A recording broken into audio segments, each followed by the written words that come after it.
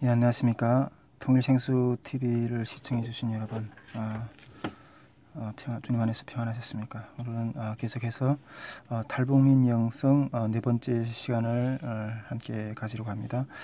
오늘은 탈북 영성 네 번째 시간으로서 사랑에 대해서, 하나님의 사랑에 대해서 함께 나눠보려고 합니다. 말씀은 요한복음 21장 15절에서 17절 말씀 제가 읽어드리도록 하겠습니다. 그들이 저반 먹은 후에 예수께서 시몬 베드로에게 이르시되 요한의 아들 시몬아 네가 이 사람들보다 나를 더 사랑하느냐 하시니 이르되 주님 그러하나이다. 내가 주님을 사랑하는 줄 주님께서 아시나이다. 이르시되 내 어린 양을 먹이라 하시고 또 두 번째 이르시되 요한의 아들 시몬아 네가 나를 사랑하느냐 하시니 이르되 주님 그러하나이다. 내가 주님을 사랑하는 줄 주님께서 아시나이다.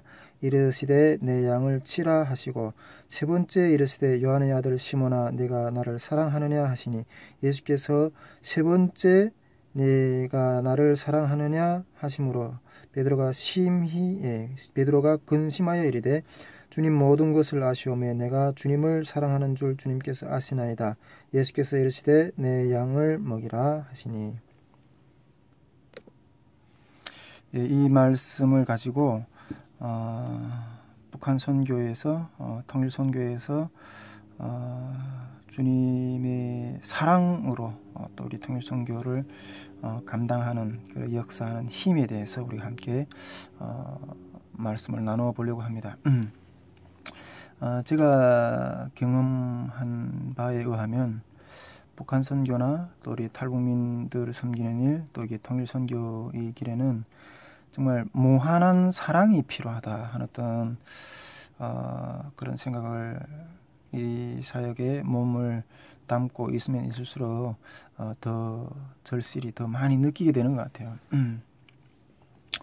오늘 좀 이런 이야기부터 좀 시작을 해보려고 합니다. 전에 제가 중국에서 살 때 중국에서 타향 생활을 할 때 저는 그렇게 생각했습니다. 나만큼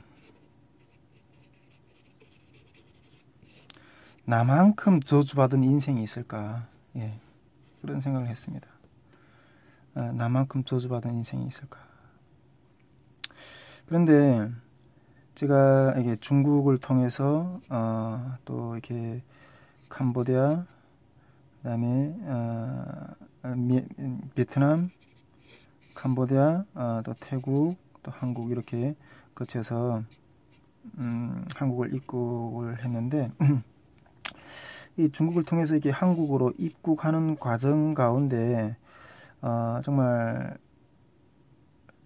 많은 탈북자들을 탈북자들을 만나게 되었습니다. 많은 탈북자들을 중국에 있을 때는 뭐 크게 못 만났었는데 이게 좀 만나기도 했었죠. 그런데 이게 한국으로 입국하는 어떤 그런 과정 가운데 이게 많은 탈북자들을 한국으로 들어오는 이게 저와 같이 이렇게 그 한국행하는 탈북자들을 많이 만나게 됐는데 저는 그 탈북자들을 거기서 만나면서 저는 중국에 살 때 아까도 앞에서 말씀했지만은 나만큼 저주받은 인생이 있을까 이렇게 생각했는데 이 한국행을 하는 것 가운데 이게 많은 탈북자들을 만나면서 그 속에서 그 탈북자들이 중국에서 또 북한에서 겪었던 어떤 그런 삶의 이야기들을 많이 듣게 되었어요. 그래 들으면서 정말 너무나도 처참했어요. 너무나도 처참했어요. 저도 이렇게 저만큼 저주받은 인생이 없을 거라고 생각했는데 오히려 저보다도 더 처참한 어떤 그런 탈북민들의 어떤 그런 삶을 들으면서 그때 처음으로 우리 민족이 당하는 어떤 그런 아픔에 대해서 이렇게 느꼈던 것 같아요. 특히 탈북민 여성들. 탈북민 여성들의 삶은 저희 마음을 너무나도 아프게 했습니다. 보통 이렇게 한국에 들어오는 이렇게 탈북민들이 대부분은 여성들이에요.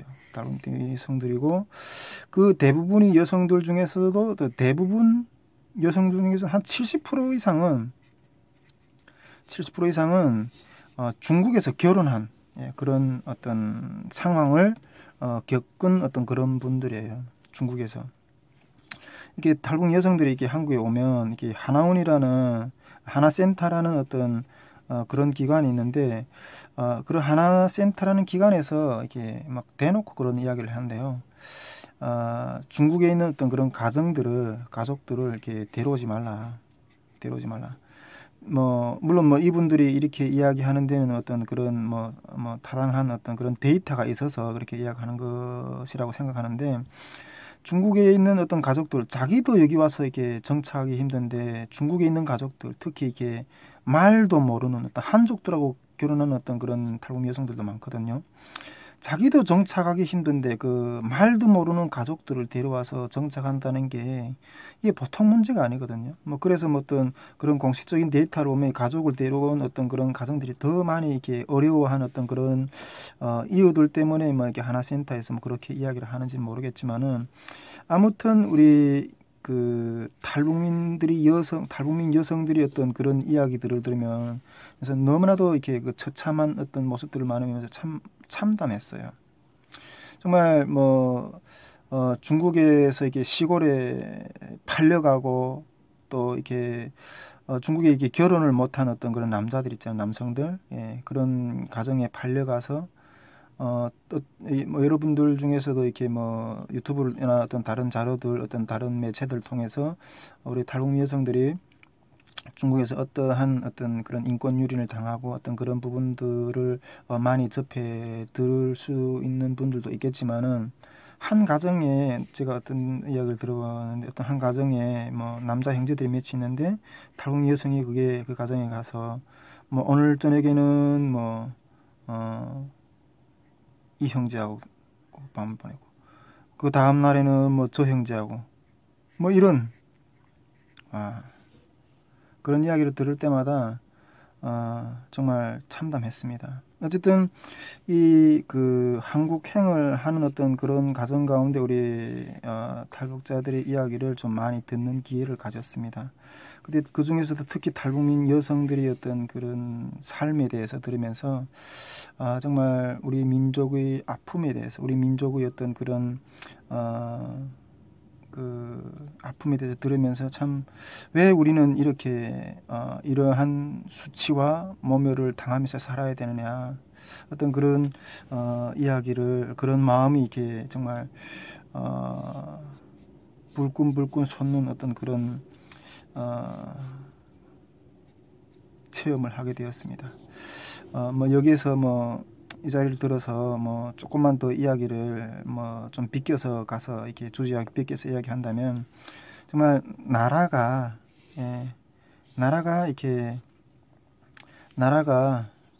어려우면 제일 먼저 이렇게 유린을 당하는 게 여성들인 것 같아요. 여성들. 우리가 나라를 정말 어떻게 하나님 안에서 정말 튼튼한 남에게 유린 당하고 어떤 그런 수치를 당하지 않기 위해서는 나라가 튼튼해야 되고 힘이 있어야 되고 하나님이 보호하심이 있어야 되는데 이러한 나라가 우리 대한민국이 될 수 있기를 저는 간절히 바라는 바입니다. 어쨌든 여성들이 그런 어려움을 겪게 된다는 거. 저는 그때 이 한국행을 하는 것 가정하는데 여성들의 어떤 삶을 들으면서 우리 민족의 아픔을 느끼면서 내가 다 우리 민족이 당하는 어떤 그런 수치와 힘, 어떤 고난 이런 부분을 다 품어줄 수는 없지만은 한 여성이만이라도 그 여성의 상처와 어떤 그 여성의 진심에 대해서 이렇게 지어주려고 어떤 품어주려고 이렇게 결심하고 처음에는 한 탈북민 여성하고 교제를 했습니다. 교제를 하게 쭉 이 이야기는 제가 저희 아내한테도 이게 다 이게 공유되고 또 이렇게 공감하는 어떤 그런 이야기이기 때문에 이게 이런 자리에서 그걸 나눠도 뭐 큰 문제가 없다고 저는 생각합니다. 예, 처음에는 이렇게 한 탈북민 여성하고 이렇게 교제를 하게 되었어요. 그런데 이 여성하고 저는 결국 이게 끝까지는 가지 못했어요. 끝까지 가지 못하고 이렇게 헤어졌는데, 이 끝까지 가지 못하고 헤어졌던 어떤 여러 가지 어떤 상황이 이유들이 있었습니다. 물론 그 자매한테도 어떤 여러 가지 어떤 이렇게 삶에 어떤 문제들이 있었었고, 예. 저에게도 어떤 여러 가지 문제들이 있었습니다. 예, 문제도 있었습니다. 근데 저에게 있어서 이 부분을 가장 본질적이게 끝까지 이 자매하고 가지 못하게 했던 어떤 본질적이게 그 마음을 어렵게 하고 또 본질적이게 이렇게 넘어가지 못했던 어떤 문제가 있었는데, 그 문제는 뭔가 하면 이 자매가 낳은 아이, 예, 중국에서 낳은 아이, 이 자매가 중국에서 낳은 아이를 제 친자식처럼 이렇게 사랑해줄 어떤 그러한 자신이 없는 거예요. 그러한 자신이 없는 거예요. 물론 뭐 겉으로는 이 자매의 어떤 여러 가지 어떤 이런 문제점들에 대해서 이렇게 뭐 이야기를 하다가 뭐 이렇게 결국 끝까지 가지 못한 어떤 그런 결과처럼 보이지만은, 제 마음의 중심 가운데는 이 자매가 낳은 아이에 대한 아이를 내 자신처럼, 내 자신의 자식처럼 이렇게 받아들일 어떤 그런 자신이 없었기 때문에 어떤 마음에 어떤 금이 가게 되고, 어떤 여러 가지 상황들을 이겨내지 못하고 끝까지 이겨내지 못하고 이렇게 헤어지게 된 어떤 그런 저희 입장에서는 어떤 그런 부분이 아닐까, 저는 그렇게 생각하고, 그 부분이 늘 제 마음 가운데 이렇게 죄스러움으로 이렇게 남아 있습니다. 예. 저는 그때 우리 민족의 어떤 그런 처참한 모습, 그런 아픔을 바라보면서 나라도 뭔가 이 부분을, 이 상처를, 이 짐을 조금이라도 누구라도 한 사람이라도 어떤 품어보자, 어떤 이런 마음을 가지고 탈북민 여성과 교제를 했지만은 끝까지 못 갔고, 그 여성이 지고 있는 짐을 즉 이 아이에 대한 어떤 그런 부분을 받아들일 수 없었기 때문에 결국 이렇게 끝까지 못 갔는데, 그때 제가 마음속에서 이렇게 느꼈던 것은, 제가 이 자매와 교제하면서 느꼈던 것은, 나에게는 사랑이었구나. 내가 뭔가 이렇게 하겠다고 해서 그 일이 되어지는 게 아니라, 그것을 품어내고 그것을 이렇게 끝까지 감당해낼 수 있는 그런 능력이 있어야 되거든요. 그런 사랑이 있어야 되거든요. 근데 한 여성조차, 민족의 아픔은 두 번째고, 한 인생 앞에 놓인 어떤 그런 자그마한 짐조차 제가 품어줄 수 있는 그런 품어줄 수 있는 사랑이 없다는 것을 이 자매의 교제를 통해서 느끼게 되었습니다. 나에게는 사랑이 없구나. 그런 것들을 느끼게 되었습니다. 오늘 우리 이 본문에 보면 이 본문은 이러한 사랑의 주제에 대해서 이렇게 저는 다루고 있다고 생각이 되는데, 여러분들도 잘 아시겠지만은 이 오늘 본문은 예수님께서 베드로가 예수님의 숫제자잖아요. 베드로에게 자신의 교회를 맡기는 어떤 그런 이야기잖아요. 요한복음 21장 15절에서 17절 말씀.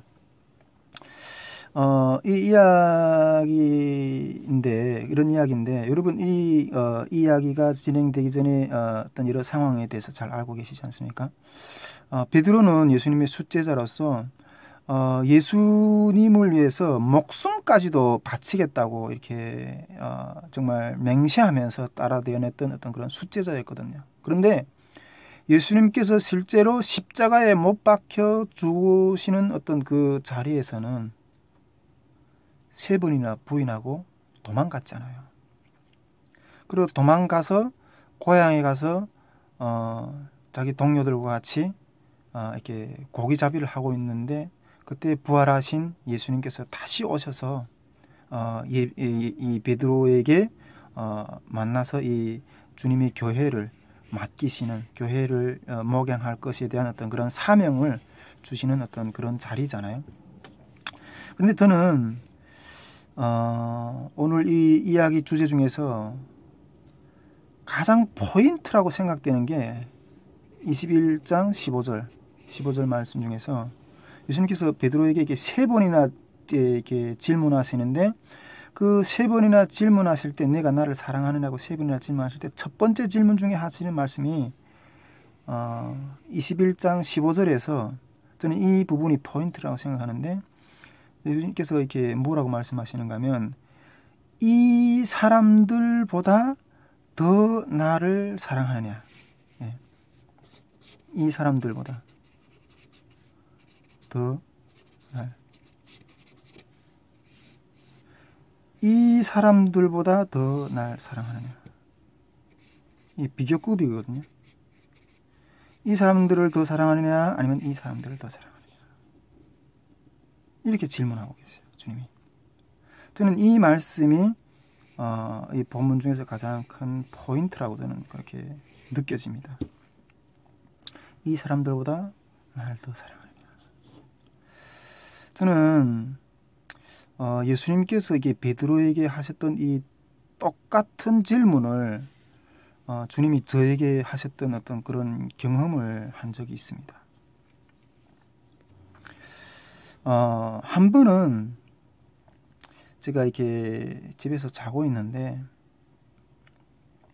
새벽이었는데 어디선가 이렇게 찬양 소리가 이제 쫙 올라오는 거예요. 찬양 소리가 쫙 올라오는 거예요.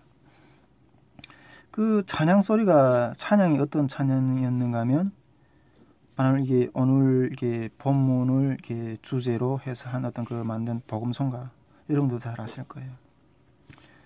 갈릴리 호숫가에서 주님은 시몬에게 물으셨네. 사랑하는 시몬아, 넌 날 사랑하느냐? 오 주여, 당신만이 아십니다. 이 찬양이 쫙 돌려오는 거예요. 그래서 제 마음과 이 찬양이 어디선가 돌려와가지고 제가 눈을 떴어요. 눈을 떠보니까 새벽이더라고요. 그래서 저는 이 찬양이 어느 주변에 어떤 교회에서 올려 나오는 찬양인가 이렇게 생각을 했어요. 근데 이 찬양이 이 집에서 이렇게 근처에 있는 교회에서 올려 나올 수 있는 찬양은 아니에요. 저희 집에서 교회는 거리가 꽤 되기 때문에 교회 요즘에는 뭐 소음 때문에 교회들에서 이렇게 밖에 이렇게 음성이 들릴 만큼 그런 찬양을 틀어놓지는 않잖아요. 그런데 이 찬양은 어떤 저희 집 밖에서 나온 어떤 그런 찬양도 아니었고요. 저희 옆집에 할머니가 한 분 계시는데 이 할머니도 교회 다니시는 분이에요. 이따금씩 이렇게 TV도 켜놓고 이렇게 녹음기도 켜놓으면서 찬양도 틀기도 하고 그러시는데 이게 옆집 할머니가 틀어놓은 어떤 그런 찬양인가 해서 옆집에 귀를 기울여 보니까 옆집에서 나는 어떤 그런 찬양 소리도 아니었어요. 이 찬양은 제 마음 가운데서 올려주시는 주님의 어떤 음성이었어요. 제가 그때 그 찬양 소리를 쫙 들으면서 주님이 저하고 나하고 지금 교제를 하고 싶어 하시는구나 하는 어떤 그런 감동을 받고 그 자리에서 그 새벽에 주님 앞에 무릎을 탁 꿇었어요. 무릎을 탁 꿇었는데 주님이 계속 그 찬양을 제 마음 가운데서 이렇게 울려 퍼지게 하시면서 저한테 한 가지 질문을 하신 것 같다는 마음이 들었어요. 주님, 그 찬양 속에서 주하나 이들보다 나를 더 사랑하느냐, 이들보다 나를 더 사랑하느냐, 이렇게 물어보시는 것 같았어요. 저는 그때 처음에 주님이 나를 사랑하시느냐 이렇게 물어보신 줄 알고는, 예 주님, 내가 주님을 사랑하시는 줄 주님은 아십니다, 이 마음속에 그렇게 고백하면서 그 자리에서 무릎을 꿇었는데, 그 찬양 속에서 주님이 다시 한번 꼭 집어서 저한테 이렇게 질문하시는 것 같아요. 주하나 이들보다 나를 더 사랑하느냐, 이들보다 나를 더 사랑하느냐. 이들? 주님, 이들이라면 누구십니까? 그래서 주님이 이들이라고 생각하는 어떤 그 대상이 누굴까 싶어가지고 제가 눈을 떠서 옆에 이렇게 주변을 살펴봤는데, 제 옆에는 저희 아내와 이제 갓 태어난 저희 딸이 세곤하고 잠들고 있었어요. 잠들고 있었죠. 세곤하고 잠들고 있는데, 주님이 앞에 제가 물었어요. 주님은 지금 내 옆에서 자고 있는 이 저희 아내와 저희 딸보다 주님을 더 사랑하느냐고 묻고 계시는 겁니까? 다시 제가 주님 앞에 무릎 꿇으면서 그런 질문을 드렸어요. 그때 주님이 저희 마음 가운데 주시는 것은, 그래, 이들보다 나를 더 사랑하느냐, 이렇게 묻고 있었어요.